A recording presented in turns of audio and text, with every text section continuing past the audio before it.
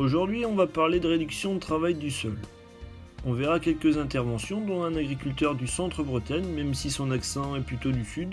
Donc il est très connu pour son implication dans l'agriculture de conservation. On verra donc ce que c'est d'abord, et je vous expliquerai après les différents degrés de réduction du travail du sol. Donc ce qu'on appelle nous les TCS, donc techniques culturales simplifiées. Et on verra enfin ce que c'est que le semi-direct carrément dans les couverts. Alors ensuite on verra les freins que peuvent avoir les exploitants à aller vers cette méthode, mais aussi comment on peut débuter en agriculture de conservation, et à la fin, un petit mot sur les coûts de production. Donc tout d'abord, juste avant de rentrer dans le vif du sujet, je vous propose de faire un petit historique de la méthode qui nous parvient du continent américain.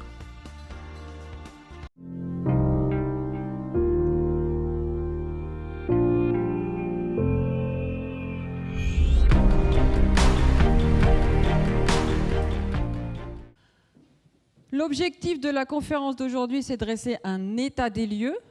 C'est pas de vous convaincre de manière obligatoire. C'est que on est là pour s'ouvrir, pour ouvrir et savoir ce que c'est l'agriculture de conservation. Alors déjà, il faudra savoir de quoi on parle. Qu'est-ce que c'est ? On en entend dans la presse, c'est souvent galvaudé, souvent critiqué. Une définition simple, qu'est-ce que c'est l'agriculture de conservation ? J'aurais pas dû le faire la blague parce que je suis... Ça va être dur toute la Oui, ça va journée. être très dur. En fait, nous allons conserver la terre fertile pour nous et les générations qui viennent. Il s'agit de conserver le sol fertile. Et donc c'est né dans les années 30 avec le Dust Bowl américain, c'est-à-dire une érosion éolienne sans nom qui va désertifier deux pays comme la France quasi dans le Middle West. Et face à cette catastrophe, ils vont faire un constat terrible. Le travail du sol est responsable de la dégradation de l'environnement. Et c'est les peaux rouges de l'époque, nous, les colons européens qu'on a allègrement massacrés, qui vont leur apprendre à faire de l'agriculture. Parce qu'eux, c'est des colons européens, ils travaillent le sol comme nos pratiques qu'on a culturellement héritées du croissant fertile, mais le croissant fertile n'est plus fertile. C'est le désert. Et donc les peaux rouges, ils avaient, tous les Amérindiens du nord au sud, ils ont toujours cultivé avec un bâton et des mélanges de plantes. Donc ils font un trou, ils mettent plusieurs graines et ils s'en vont chasser le bison. Et après, ils viennent récolter. Donc les peaux rouges, c'est la milpa, l'Amérique du Nord, si vous voulez. C'est un maïs tuteur qui produit de l'amidon, un haricot géant qui produit des protéines et une courge couvre-sol qui est un fruit qui produit du sucre. Un petit peu comme un melon ou une pastèque. Et donc ça, c'est très très productif. Et donc ça demande zéro travail du sol, ça pousse tout seul et c'est auto-désherbant. Et donc l'agriculture de conservation, elle va se construire sur ce standard qui est une agronomie qui a 10 000 ans, qui est celle des Amérindiens réellement. Et donc on va conserver la terre fertile, toujours couvert, jamais travaillé. C'est l'objectif. Et après, nous, les paysans, on va faire des trucs un petit peu gris au milieu de tout ça. Et donc, dans les années 30, les Américains n'ont jamais réussi à adapter la culture manuelle, parce que c'est manuel ça, le bâton et on plante à la main, à une mécanisation qu'ils avaient déjà généralisée. Et donc la mécanisation, ça a toujours été, pour semer une plante, on travaille la terre. Vous n'avez quasiment pas le choix. Un coup de canadien, un coup de je ne sais pas quoi, cultivateur. Donc vous désherbez la plante de couverture, vous la détruisez avec un outil et vous semez.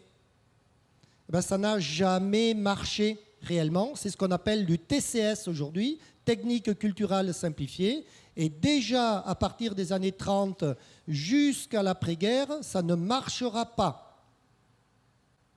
Bon, là, ça nous secoue un peu tout ça quand même. Oui, il faut le savoir. L'histoire est importante. Et aujourd'hui, en France, où est-ce qu'on en est dans ces concepts ? En France, on a importé toutes ces pratiques et on a oublié l'essentiel. Et l'essentiel va arriver après la guerre. C'est-à-dire, comme le travail du sol superficiel est réduit, conservation de tillage ou TCS, ou travail superficiel, etc., ne marche pas, les Américains ils vont faire quelque chose d'extraordinairement intelligent. Ils vont inventer les premiers désherbants. 2,4-D 1944, atrazine 1950 ou 48, là je ne sais pas trop, et le gramoxone, diquat paraquat, années 60. Et le glyphosate, le roi de tous, 74.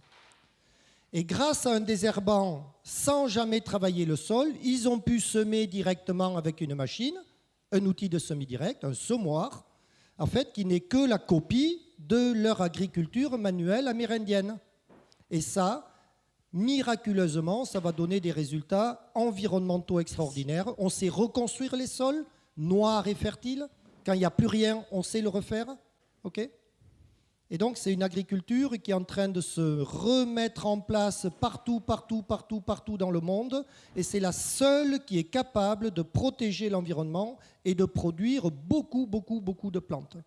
Et donc, en France, il va y avoir un drame qui va arriver dans les années 70, réellement, dans l'histoire des pratiques. C'est-à-dire qu'on va importer toutes ces machines et tous ces systèmes techniques des États-Unis. On va importer le travail superficiel, le déchômage, etc., avec le désherbant qu'on va développer. Et en fait, on va garder le désherbant et le travail du sol qui va nous donner une tôle environnementale aujourd'hui, c'est-à-dire du désherbant partout. On n'aura pas résolu nos problèmes d'érosion, alors que la raison d'être d'un désherbant, c'est d'être utilisé sur un sol couvert sans travail du sol. C'est-à-dire, j'ai une plante vivante, je la tue, je sème dedans la nouvelle culture. Ciao, on n'y touche pas. Et donc, ce bug, il va se produire dans les années 70, c'est-à-dire on va importer les techniques, mais pas l'agronomie avec le végétal.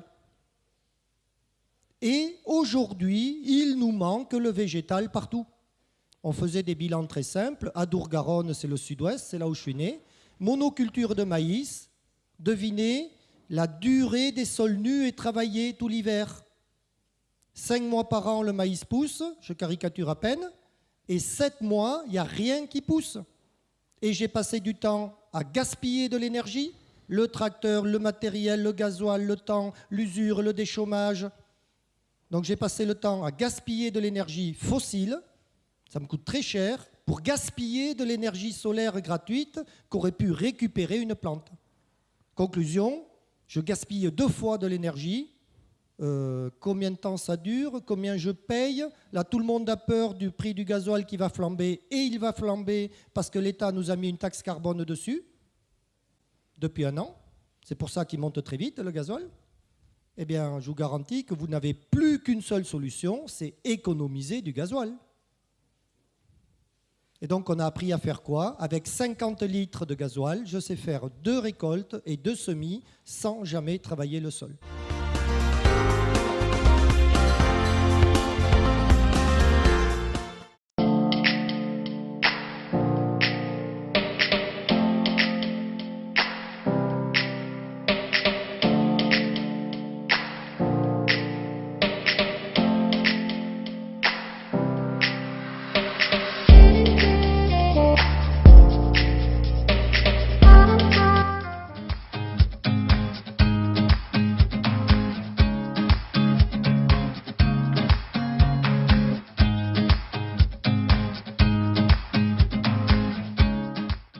Alors cette semaine, on va parler d'agriculture de conservation des sols, ou ACS. Donc l'ACS répond à 3 principes. Premier principe, ne pas travailler son sol. Ça veut dire qu'on ne laboure pas, on ne déchaume pas, on fait 0 travail du sol. Deuxième point, la deuxième règle, c'est avoir des couverts végétaux. Donc je m'explique. Entre 2 cultures, c'est-à-dire entre la récolte d'une culture à une année et le semis l'année suivante, il y a un temps où le sol, du coup, n'a pas de culture, rien ne pousse sur le sol. Donc en moyenne en France, cela correspond à 1/3 d'une année. Donc pendant ce tiers d'année, il n'y a rien sur le sol. L'idée de l'ACS, c'est d'utiliser ce tiers de l'année pour mettre ce qu'on appelle des couverts végétaux. Troisième point. Le troisième point, c'est des rotations culturales plus longues. Qu'est-ce qu'une rotation en agriculture? La rotation des cultures, c'est le fait sur une même parcelle d'avoir des cultures différentes d'une année à l'autre. Alors l'idée, c'est assez simple, c'est que si vous cultivez toujours par exemple un blé sur la même parcelle tous les ans, et bien les maladies, ce qui est nuisible au blé, va rester d'une année à l'autre.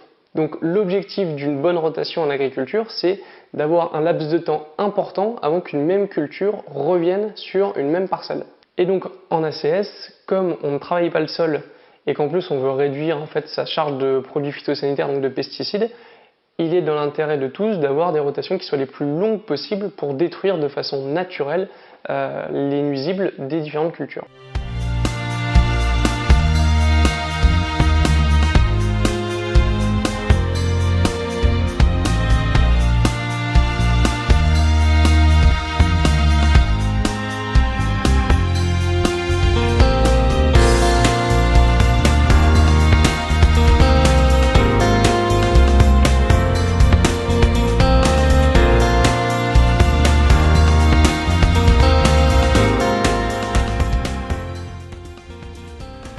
Ici, on voit un décompacteur au travail pour défaire les zones tassées. On peut voir que le pseudo-labour, comme le terme l'indique, s'apparente à un labour, c'est-à-dire que l'on va travailler le sol à la même profondeur qu'un labour, environ 20 à 25 cm. Les outils utilisés sont des outils à dents ayant une profondeur équivalente à une charrue. Pour simplifier l'explication, on va travailler le sol sans la charrue, mais pour un résultat quasi identique, c'est-à-dire sans résidus en surface pour le semis.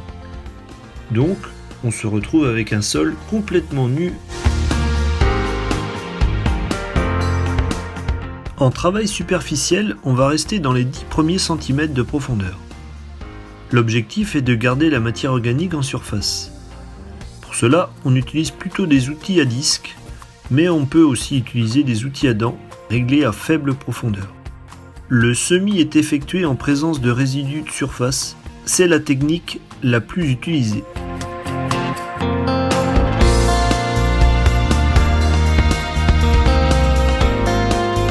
À l'avant de l'appareil, on a toujours un coutre circulaire qui permet le découpage de la végétation, qui est exactement dans l'axe de la dent.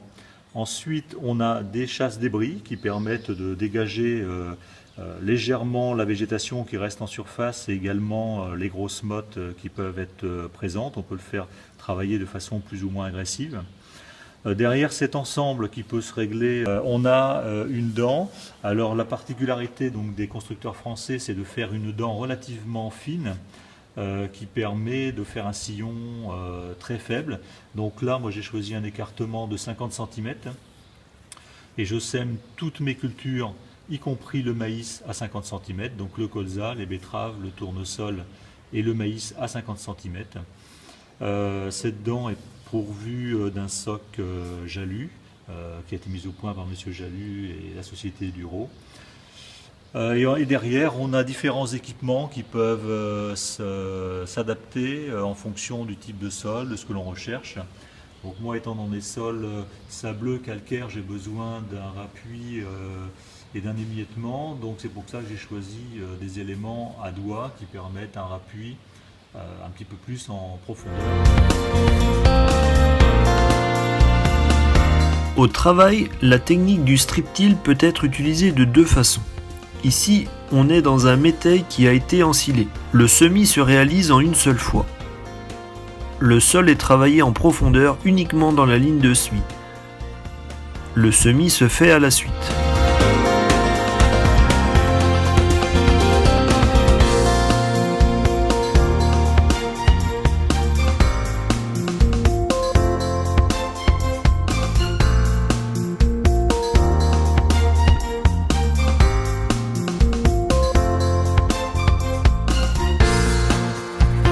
Dans cette parcelle où la récolte de maïs a été effectuée, les résidus couvrent le sol. Un strip-till est réalisé quelque temps avant le semis, permettant au sol de se réchauffer. Le semis est réalisé avec un GPS pour que le tracteur retrouve bien la ligne de semis.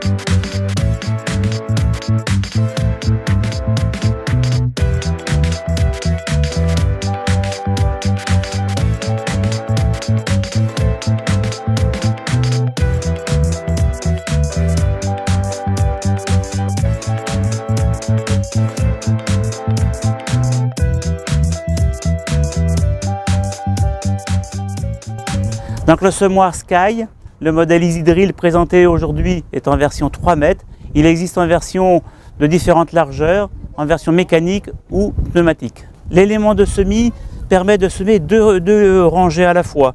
On va avoir à l'avant une roue Farflex pour 2 rangs donc, qui va coucher la végétation et ensuite assurer la profondeur de semis la plus régulière possible.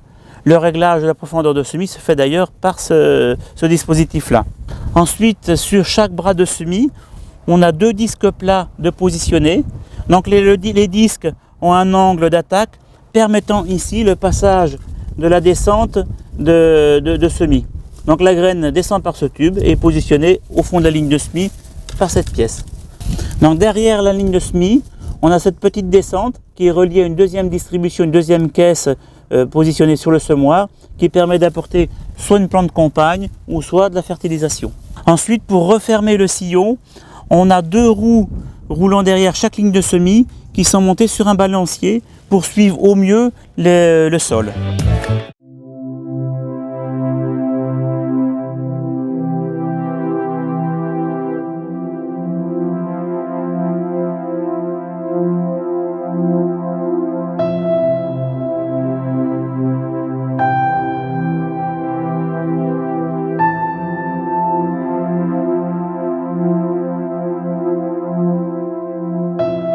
On retrouve ici un semoir du même genre, utilisé dans un couvert très développé de moutarde. Le tracteur est équipé à l'avant du rouleau Faca, abréviation brésilienne de rouleau hacheur. Il a été inventé dans ce pays. Le couvert doit être suffisamment développé à l'optimal début floraison, car à cette période, en le couchant, il meurt, se décompose, mais couvre suffisamment le sol pour empêcher le développement des adventices.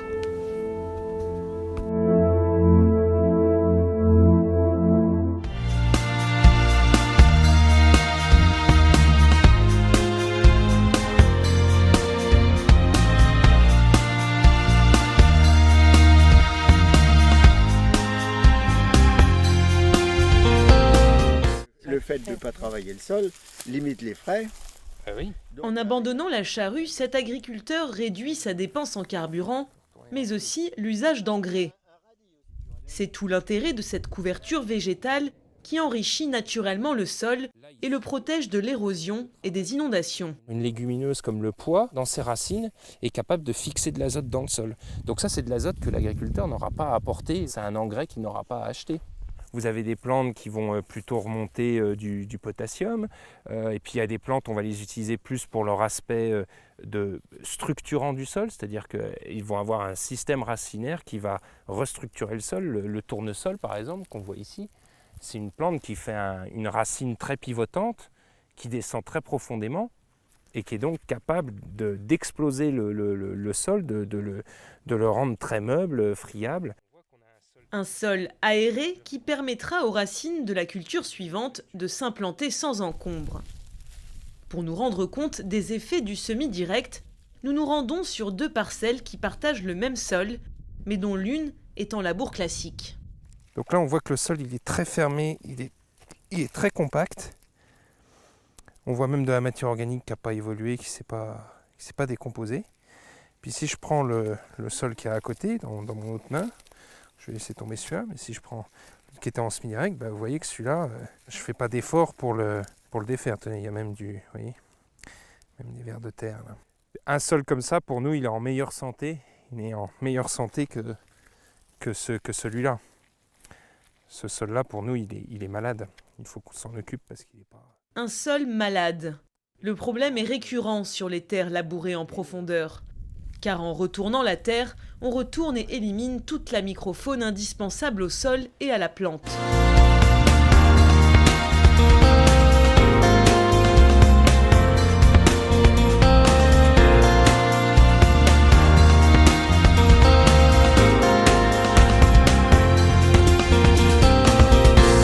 Parlons marge nette, parlons coût de production.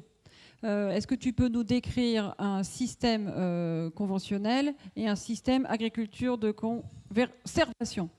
Oui, en gros, c'est pas dur, c'est kiff-kiff. Parce que vous avez 2 phases dans le métier. la phase où vous allez changer, vous allez apprendre. Donc on verrouille tout. On ne prend pas de risque. Je ne veux pas perdre mes rendements. Et donc en fait, comme je vais faire des économies sur le gasoil, je vais faire des économies sur l'usure du matériel, je vais faire des économies sur le temps de travail. En gros, je divise par 2 le temps de travail, je divise par 3 le gasoil et le parc matériel par 2 quasi aussi. Mais j'ai des intrants qui montent. Je vais acheter plus de couverts. D'accord ? Donc j'ai une charge qui vient. Donc des économies sur la structure, mais des économies qui n'existent pas sur le variable. Je vais acheter des couverts, je vais bétonner sur la fertie. Je ne vais sûrement pas baisser la fertie. On s'est rendu compte qu'il ne fallait pas baisser les plans de fertilisation. On a cherché de l'azote, c'est ce qu'on fait depuis 10 ans. Alors on en a trouvé plein, ça va, mais on a cherché de l'azote, je vous le garantis. Et donc on s'est rendu compte que dans les charges variables, il n'y avait pas beaucoup d'économies en fait. Les phytos, au début, ça ne change pas. Ça ne change que maintenant. Il y a une vraie relation entre sol vivant, en bonne santé, avec beaucoup d'activité biologique, beaucoup de matière organique, et lutte biologique intégrée. Ça se suit, si vous voulez. Mais au début, vous ne l'avez pas non plus. En fait, c'est maintenant que je trouve les gains. Et là, les gains, ils deviennent colossaux. Parce qu'en fait, comme on s'est attaqué à produire du végétal, le couvert végétal, qui était un CIPAN réglementaire, il s'est transformé en couvert végétal, qui se transforme en production de biomasse, qui se transforme en deuxième culture. C'est ça qu'on a fait. Eh bien, en fait, on est en train de valoriser notre deuxième culture, et c'est là que vous commencez à augmenter les revenus. OK ? Et donc, les revenus, ils arrivent là, dans la deuxième phase. Donc, la première phase, vous ne gagnez rien. Vous écrasez des charges de structure, mais à la limite, vous augmentez vos charges opérationnelles. Ça, c'est la règle. Donc, kiff-kiff, entre le système conventionnel et le système de conservation des sols, on ne va rien voir pendant 4-5 ans. C'est souvent la phase d'apprentissage, d'adaptation. Par contre, après, quand les agriculteurs commencent à mettre de l'ordre, on voit arriver la lutte biologique intégrée. Là, il y a des gains énormes à faire. La productivité du système, il y a des gains à faire. Et là, je travaille sur la fertilisation. Il y a des gains à prendre. En gros, avec la même fumure, vous doublerez le rendement.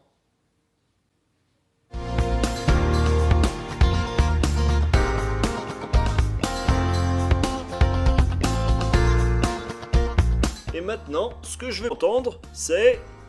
Écoutez bien... Rien à foutre, on en a rien à foutre. Et de tout ça, on en a rien à foutre. Rien à foutre, on en a rien à foutre.